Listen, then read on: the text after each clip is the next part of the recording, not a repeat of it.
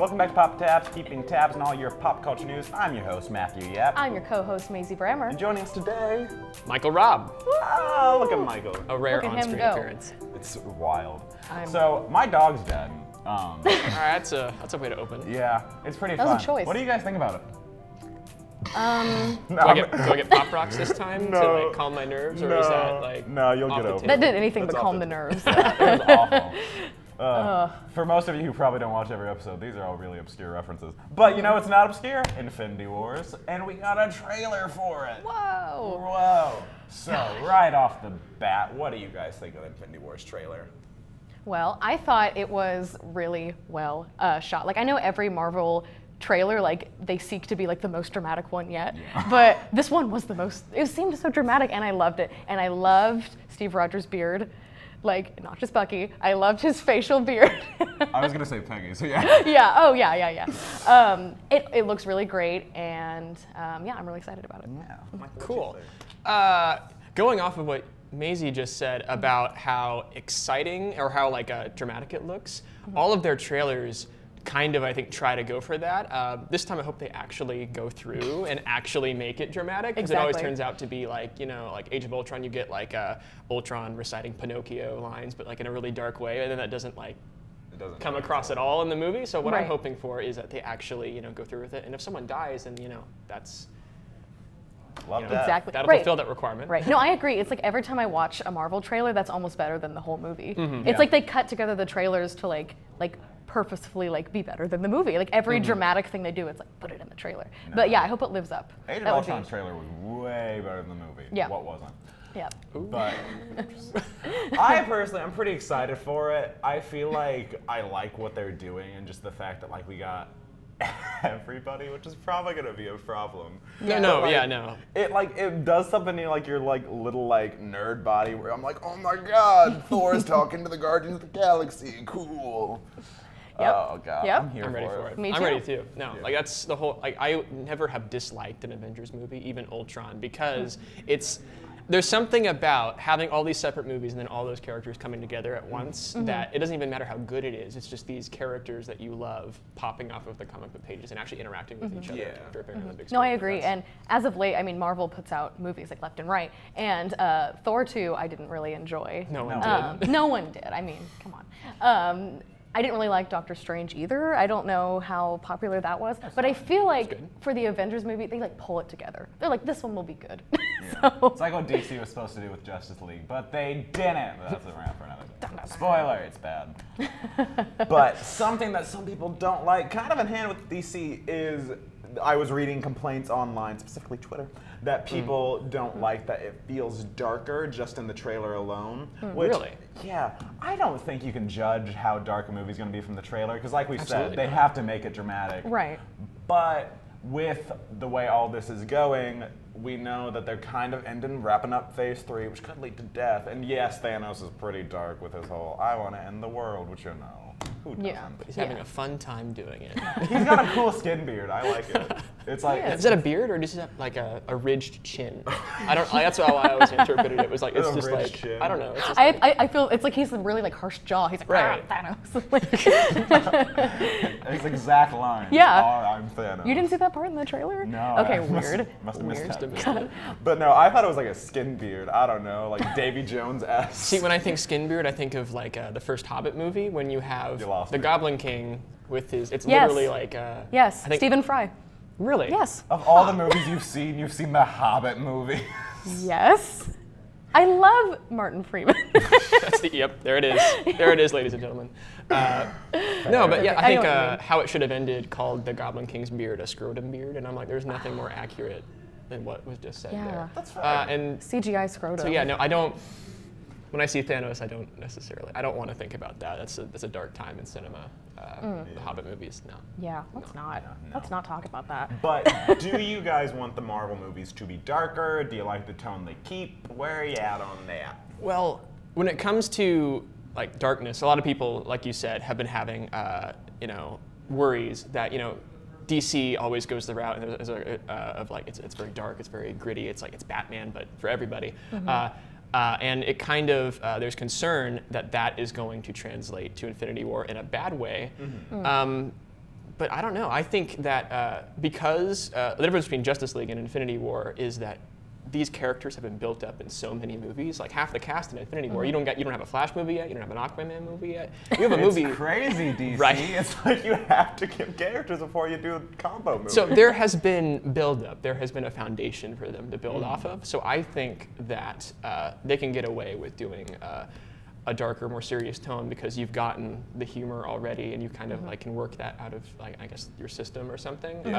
So people care about these characters. They don't have to establish them as characters you care about in the movie and then cause something dramatic. They can just skip straight to like, that person just died and you know how it will affect all these characters and you care how it is affecting these characters. And so I think that's why they can get away with it and it'll be successful. Yeah, I would completely agree. Like you said, you put it really nicely when you said it was like we know these characters and like we see them, like they throw little comedy bits in all the movies, and it's not like no major character dies, and it's not that dark tone like DC. So like going off of that, it would be really interesting to see like how they can take that, like that's already established, and like then go dark with it. And going off of that, none of the main characters like ever, like they come close to death, but they're always fine.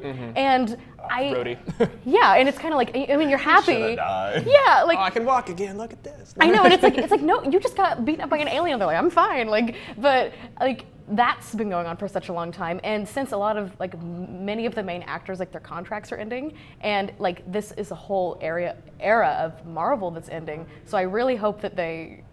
Chop it up. Yeah, I really hope that they just give some of these characters great endings, but some of their great endings ends with them ending. Yeah. You know. Say it with me, kids. Shoot Iron Man. Why do you hate Iron Man? I don't like him. Why? He's been in too many movies. I've had too much time. You don't like that he's like been like the poster boy Yeah, for. I'm just like I'm over because like I'm like ooh cool new Spider-Man. Okay, also Iron Man's here. Like it's too think much. He's everybody's dad. Yeah. You know. Steve Rogers is the father we all needed.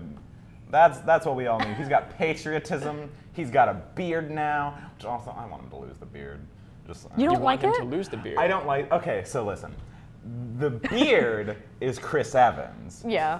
The beard's not. That's true. That's my problem. It's not true. Captain America's. Captain America's like your classic clean cut, aye Captain kind of boy. Yeah. Like, See, yeah, but you know he's gone off the grid, and so it's him. Exactly. I think it's a cool exploration of his character because he's gone from this clean cut, like, you know, he started working for the government, like he is like America, go America, and patriotism, and now his kind of like whole ethical standard or standpoint is kind of shifted to now he's the one being chased by the government and he disagrees with what they did, and that's how that whole combo. So he grew a beard to grew a symbolize beard. it.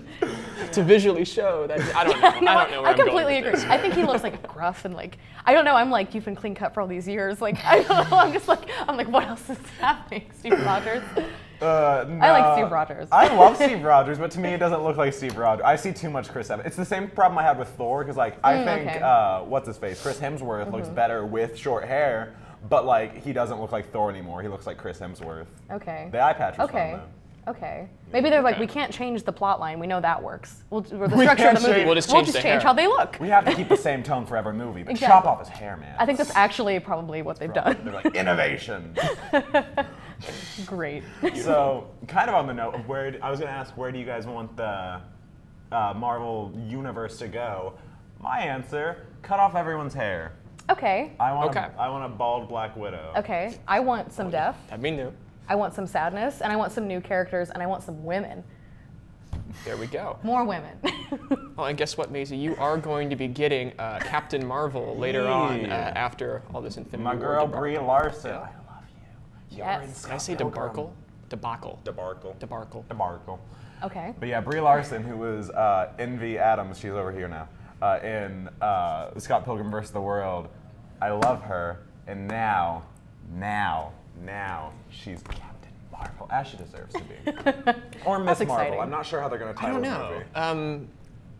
I don't know. I like Miss Marvel. Yeah? I like that. Okay, since you're the only woman here, Yeah. I think we're going to roll Well, Miss Marvel.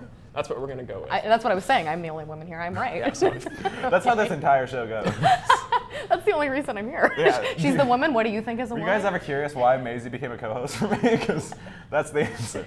But no, personally, I kind of agree with Mayzie that, like, even though it's not like traditional Marvel feelings, because I'm a child and I hate change, I want like a darker tone to the movies. Because like we've had so much fun, and it's so cool that when the world's ending, somebody can make a joke. Yeah. But I would love it if we could just change that a little bit. I want like darker feelings. I want people. I want to feel real like drama, and I want to feel real consequences, which is something Marvel and DC have never done. Me too, because they're not lacking in a lot. Like the movies look amazing, they have a great I cast. love superhero movies, yeah. Yeah, exactly. But like the things that they're lacking in are like it's too much like comedy where it shouldn't be there and not enough drama. So that would be amazing. I think if a character could stay dead, that'd be super cool. In Batman v Superman, Superman died like 6 times, and every single time, like 30 seconds later, they were like, but actually, and we're like, we know. Like, he can't die. He can't die. This is no fun. That movie would have been great had Superman stayed dead. No, that's not true. I don't think What, in BVS or Justice League? All of them. Okay, well. But no, specifically BVS, like, because Superman, they kept alluding to that he was going to be dead, and I think Justice League could have had some drama if it was like a world without Superman, but no. Isn't that how they kind of marketed it? Like, it's a world, like, crime, like, In every the time trailer? I watch that trailer, I kind of like laugh to myself, like, Superman is gone, crime is on the rise, and terrorism is happening. It's like, that would have happened anyway. He can't be everywhere, so why are you like... Exactly. But literally, It's so- also in the trailer, like in the trailers and poster, they alluded that like, ooh, but Superman's secretly actually alive, and we're like, no one's surprised. No. DC. I mean, like, in the end of BVS, you see like rocks rising off of his coffin, like, you know, like. I don't know. Does that come into play at all, or did they just do that to like say like, haha? Like It I was don't just know. like letting you know way earlier than you needed to that he's still alive. Exactly. They always tried to allude that he's like everywhere, but I'm like, I don't think so. Like every time he does something, we have a movie about it. You know who can be there? Who? The Flash, because he's that fast. Matt loves the Flash. Love you, Flash. He's all right. But Grant Gustin is the Flash. Grant Gustin is the Flash, not as Ezra a Miller. But so, You'll take what you can get. Michael, where do you want the MCU to go? Where do I want it to go? Going off of that, like, I think we could stand to have slightly darker stories. That'd be great. But beyond that, even more, I want new heroes. And I think since a lot of the contracts for a lot of the mainstay actors are ending, either they're going to die or just kind of disappear or whatever after Infinity War, and then we'll get to focus on the new heroes that have popped up, like Spider-Man, Doctor Strange. We get to see Captain Marvel come about. Black Panther 2 inevitably because you know yes. Sure. Black Panther looks great. I'm It excited. really does. It's hot. So yeah, I just want to see a new cast of characters come forward. Yeah. I want them to dig into their more obscure ones because I want like some like Moon Knight and like just like really random characters that people are like, I have no idea who that is, because then I feel like you can kind of like, I don't know, there's a certain stigma because like when you think Iron Man, you already have kind of an idea, and if you go for like, oh, who's Moon Knight, you can do whatever you want, and it's fun. And that's kind of what they did with Guardians of the Galaxy. No one knew. No one cared who Guardians. cared. No one knew who they were. Exactly. They're like, that's a raccoon in that movie. Yeah, Exactly. it's like they made that work. They can make anything work. They can make Moon Knight Yeah. work. They're doing Cloak and Dagger, I think, as a TV show. Yeah, but they're not going to be drug addicts like they're supposed to be. No, that would Rats. Be, I don't know. Yeah, it's like you said on the checkpoint. Marvel has like access to like 7,000 7,000 plus characters, so use them. Use them. We want And they them. will. They will Oh, and they make will. 7,000 movies for us to see, and all the sequels. Yeah, for them. They never, will. They're never going to stop. We talked about it on a checkpoint. Check it mind out. Link in the bio. Look at that. But Plugging ourselves. isn't that wild? Yeah. But yeah, they've already been like, we have 22 movies planned, and did we ask for that? Like it was. I'm asking for it. It was 20 movies for Phase 1 through 3, and Phase 4, they're just like, nah, 22 on its own. Like they're That's a ready good to point. go. Because how many movies were this Who else year? is ready to go, Matt? Oh, that's a good. Who else is ready to go? That was a good transition. If Matt can pull it off. She did a transition. I'm so proud. I did. I saw it. Who's ready to go? I mean, Grindr. Grindr is Yeah. ready to go. New topic. I'm so proud. She did that. What'd she do? Don't screw it up. I'm off today, guys. It's My okay. dog's dead. It's okay. As mentioned earlier. Yeah. I'm gonna keep mentioning. I just want to sprinkle it into every story. Thoughts and prayers. I mean, he's already dead, so like, You can still think about him. I guess. Tragic. This is how I cope, guys. What's going on? My grandfather died when I was 6. 6? Probably younger. So Grindr, which is a very popular gay dating app, has now changed it up, and some people aren't happy, and not just in the sense of like we hate gay people, which where I thought when I first saw the headline. Me too. I was scared. I thought that's where the story was going. I was like, oh no, not again. But no, they're trying to be progressive, but some people don't like it. So basically, Grindr is for gay men to date, but now they're like, wait, we'll let in more ins. Yeah, it's the same way of like all those dating apps where like you're dating, you're probably meeting up in the alley somewhere. Weird. But hey, your life. So now they're going to start letting in multiple gender options. So you can be non-binary, you can be trans, you can be a woman. That's the big one that people aren't happy about on a gay dating app. You had me there. I was like, non-binary, woman? Woman? That was kind of my thought. Like, isn't it supposed to be targeted towards? Because I looked at the description for it, and it was like for gay, like bi, and everything else. But it's men who want to sleep with men. Yes. Yeah, that's typically what. That's the impression I got from it, and what little I know about it. But yeah. Yeah, but now in the name of inclusion, they're just like women too. Yeah.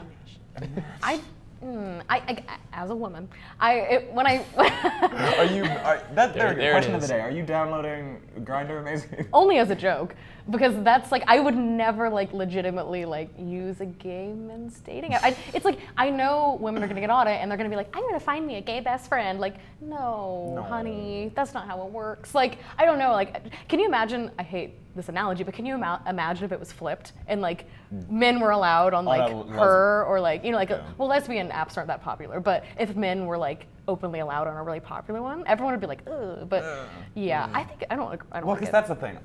An issue that I've found in a lot of just like aspects of life is that it's kind of okay, and there's this weird stigma of women kind of objectifying gay men. It's like watching a zoo animal. They're just like, ooh, cool, gay people, look at that, that's fun.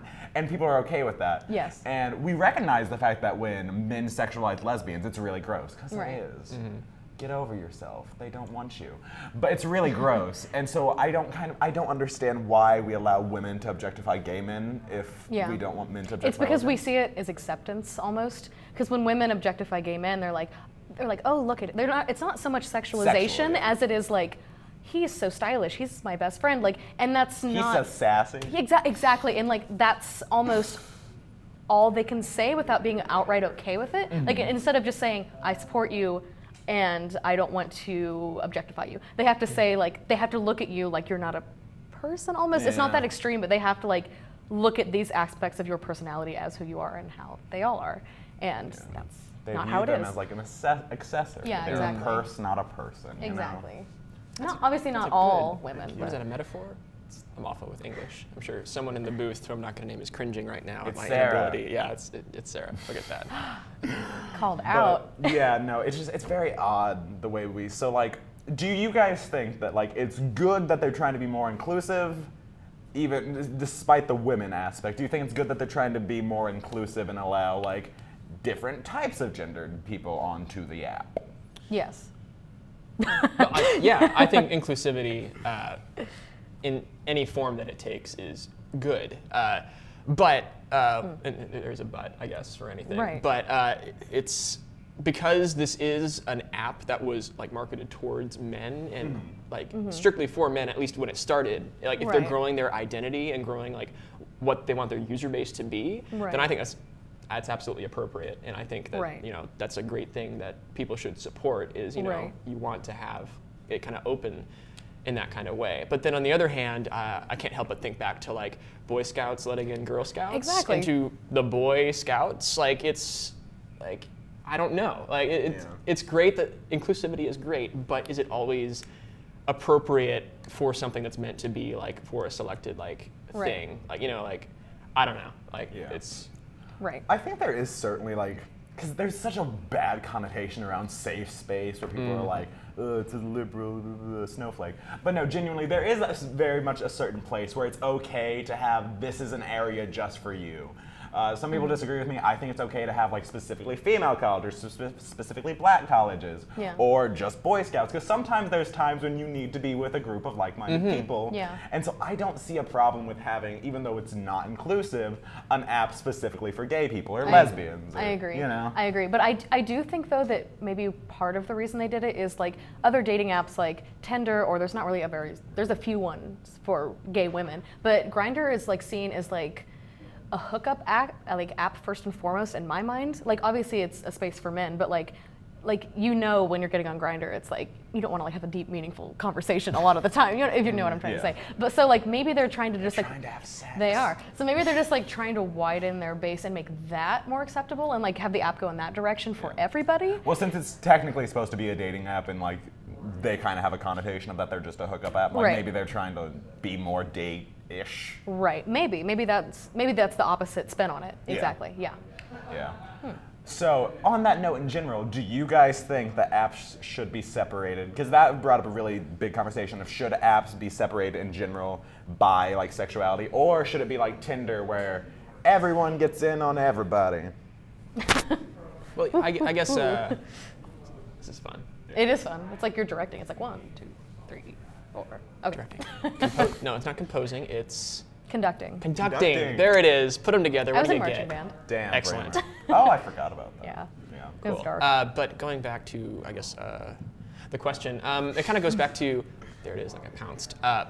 Going back to that, it's kind of like what we talked about earlier with like having, not necessarily a safe space, but a place where you are with like-minded people. And a lot of people, you know, that does kind of have a somewhat negative connotation because you should be exposed to people who are different than you and who have different points of view because that's how you become a better, more well-rounded person. There we go. Did it. But yeah, I do agree that you should have, being around people who you are similar to is great, I think, for individuals, and it's important for individuals to have, because I just kind of think, going a little bit off topic, but I think about like how the media portrays like men and women in media, and when you see like unrealistic body images, for example, then like it's very disheartening when you aren't like the people that you look up to, or like people like that. I've wanted abs for years. It's not You happening. told me this last night in You don't even confidence.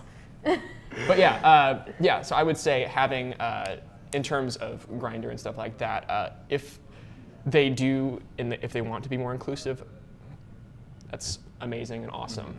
But they have to make sure that you know, it's not like just doing it for the sake of doing it, because that doesn't really help anybody, because no one's going to take advantage of it. Are they just doing this to check a box? Right. That's what I fear, that like you brought up Boy Scouts and Girl Scouts and the Grindr allowing women. I'm fearing like they're not doing it for the right reasons, or like, but does that even matter? Is it what people make of it? You know. Right. Yeah. So I'd like to think it's what people take out of it. Yeah, I would have capped it at the trans and non-binary. Yeah. I would have capped it there. Because like I feel like that shows that you're trying to be more inclusive and that you're changing ways and you're not alienating your base. Yeah. And Right. like I feel like that's the main problem. But same story, different question. In general, how do you guys feel about our generation, our obsession with dating apps? Because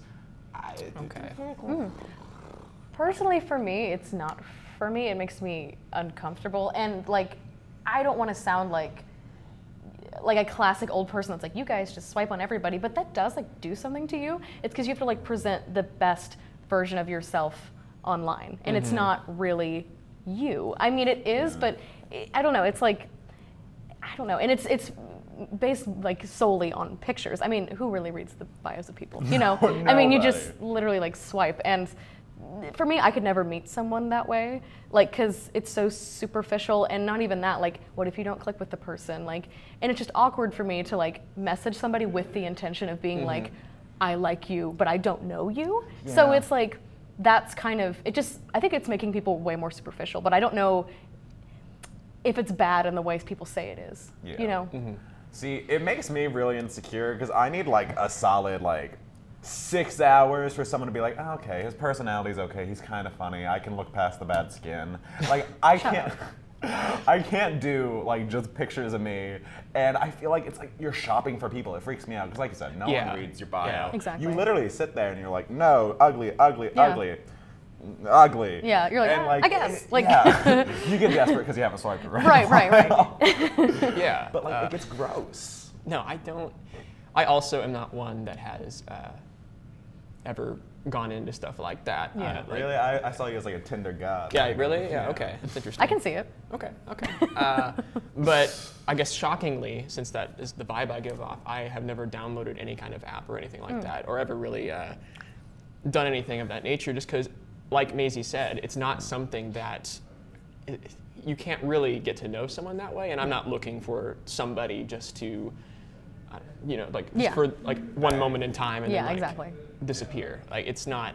Yeah. That's not what I'm into. And as far as like, is it beneficial, or is it just like a different way of doing it? And you know, like you can do it and like it's fine or whatever. But like, it's kind of, I don't know. Like, is it affecting culture negatively? Because you are just like, it's kind of almost spreads the whole like you said, it's just like looking at their image and I think it's not who they are. people. It's trivialized. Yeah. You get to look at people and, you know, there's no, since it is the internet, you're not meeting them, and you don't care what you like think or say about them, and it's not like, you know, they're not really a person. It's like objectifying. Right.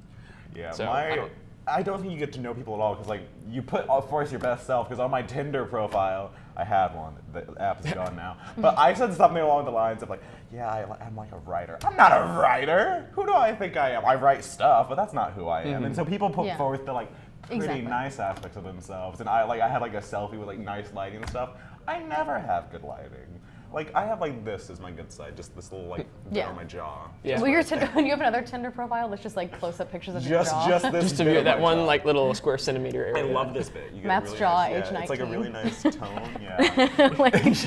Yeah. Over time, how it's changed or maintained. Exactly. It's like, this is me. beauty. You get like the different beard links. Yeah, it's this nice. is me in morning sunlight. Like, oh my gosh. But yeah, different so filters. like you're never gonna actually get a real version of someone, because who's gonna present like the bad parts of yourself that you like people Nobody. have to know about? Nobody. Also, it's very generic, because I was just thinking, no one really talks about like the older dating apps, like, you know, Match.com, and I'm trying to think of Farmers Only. Yep, you I was know, thinking that was like Christian Farmers Only. Mingle. Like, no one's really using I set up those. Carrie Ann Wicker Christian Mingle one time. Gosh, and now that's on camera. But like on those things, it was more of like, now it's a cliche, right? It's like, what's your bio? Oh, I like long walks on the beach. Like even then, when it was more information about yourself, it still wasn't that personal thing. So people still lied and presented their best self. So it's not even due to the lack of information. Right. It's just that it's pretty online. You don't know how many like generic I saw of, I'm just looking for someone to buy me a pizza and hang out with. I'm like, no, you're not.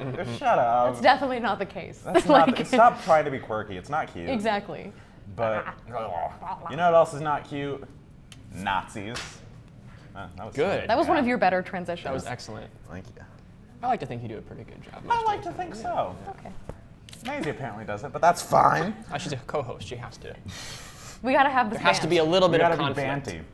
banty. So an article written by Richard Fawcett for the New York Times, originally titled "The Nazi Sympathizer." You got it, man. It was originally titled "The Nazi Sympathizer Next Door." It's gotten some backlash because some people say that it humanizes Nazis, and they've since changed it to a voice of hate in America's heartland to be clear that we're like, no. But yeah, so it's about a Nazi in everyday America living his everyday life, and some people say that that humanizes Nazis. What do you guys think? For me personally, when I didn't read the article in its entirety when I first was exposed to it. I saw it on Twitter, and I saw people that I followed, like left-leaning people that I followed.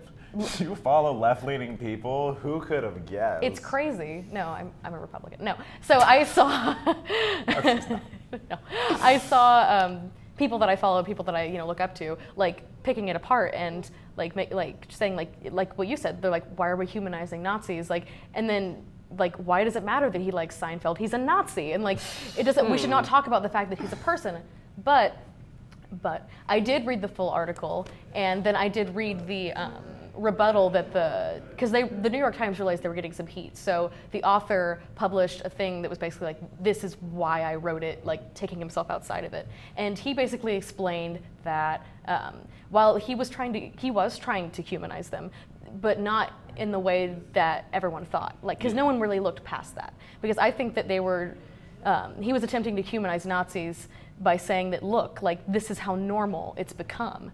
Like, and that's really important to point out because, I mean, like, people aren't marching the streets. They're your neighbors, you know, and like you see them in public. So I think by him normalizing Nazis, like, it didn't have the negative connotation that everyone affiliated with it. Exactly. Yeah, it's interesting that you talk about, you know, them being your neighbors because in an article, I believe that you linked before this podcast. I thought you were going to say I have a neighbor that's a Nazi. No, like, no. Cool. Oh, God. Let's go grab him real fast.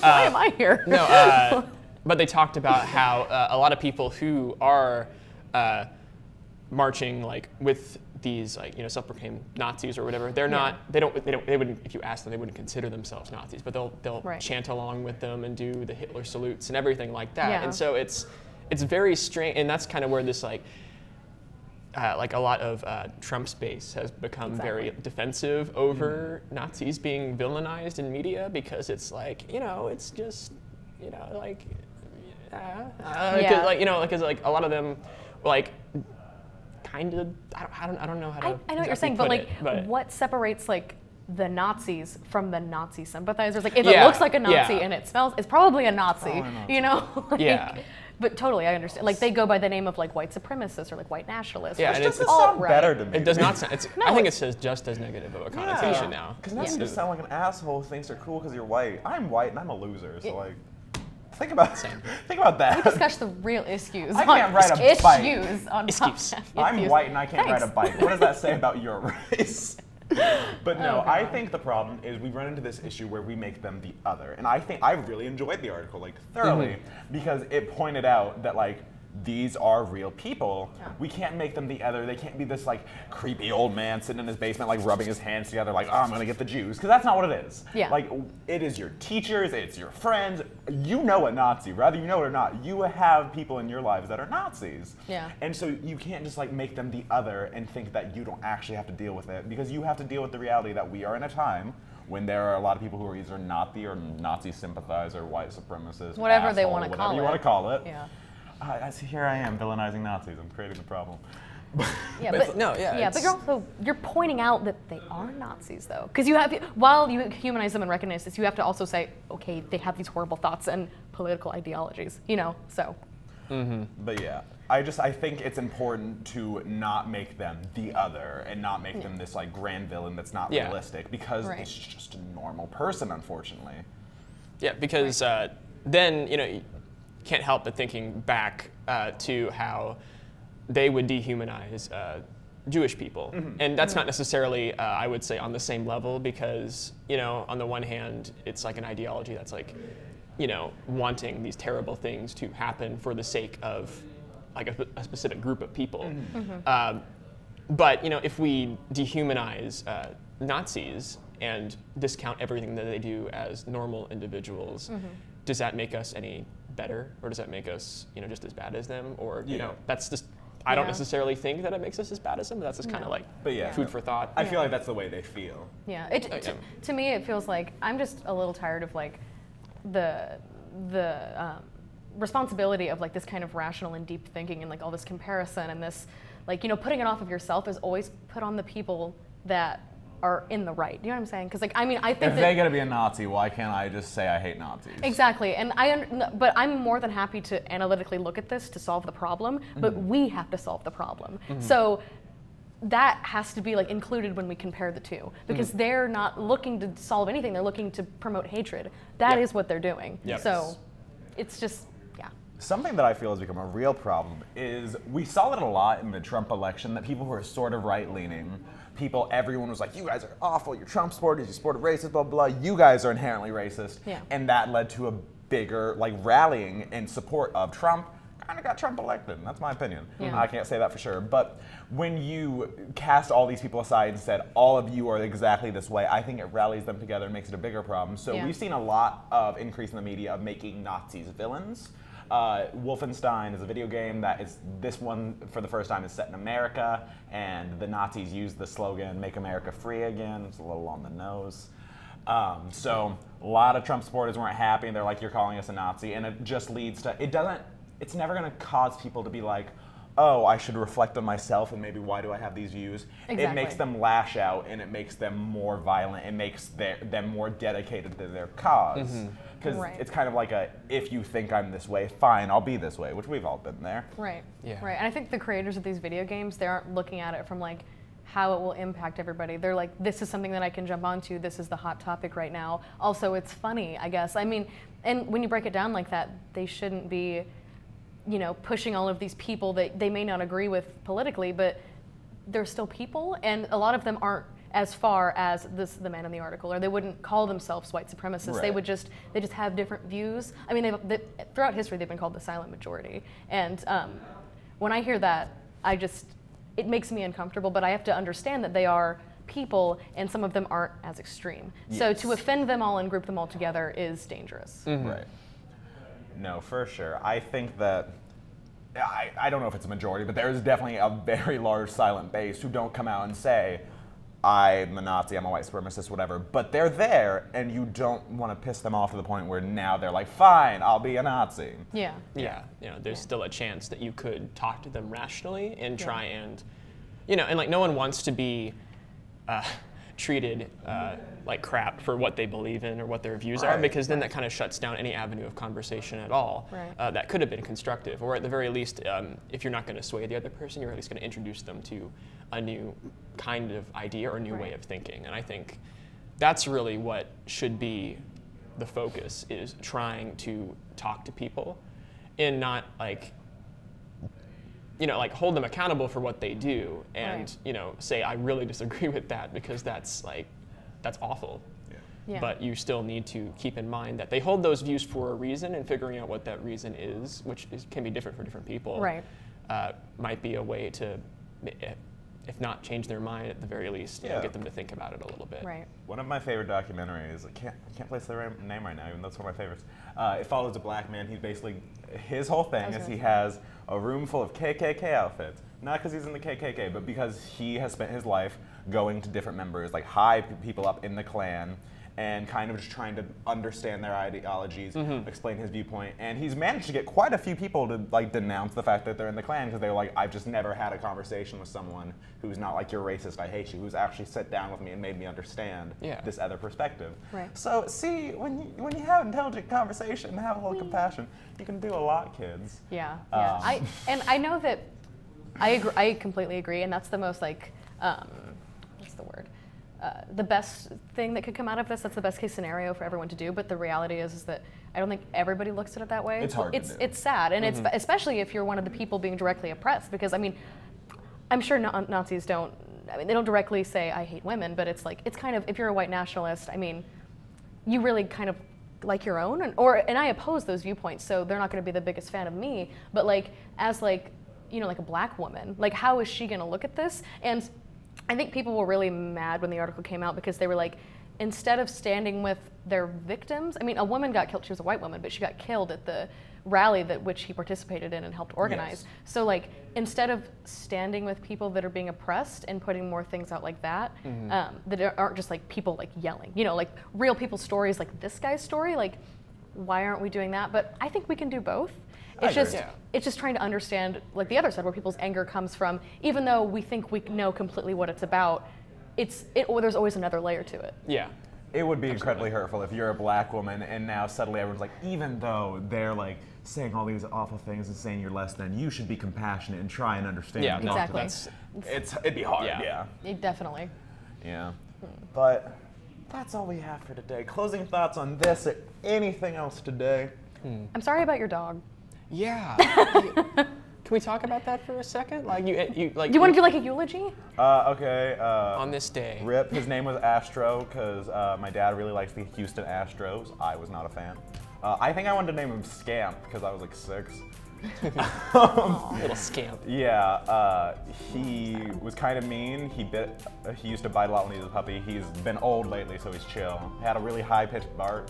My cousin threw him down the stairs when he was like 4. He was a good dog. I liked him. Kind of looked like a rat, but I liked him. Okay. Okay. And with that, that'll be like on his gravestone. I Yeah. liked him. I liked Matthew him. Yapp. I liked him too. I think actually they're going to cremate it, but I don't know. Cremate? Okay. Yeah, I don't think we've ever kept our dogs because we've had quite a few die. We've never kept them. So do you like I don't know. I think we might just give him to the vet and be like, here. you're the dude? Okay, cool. What was his name again? Astro. Rip Astro. Rip. Rip our in final- pieces. Or in peace. Final thoughts, Rip Astro.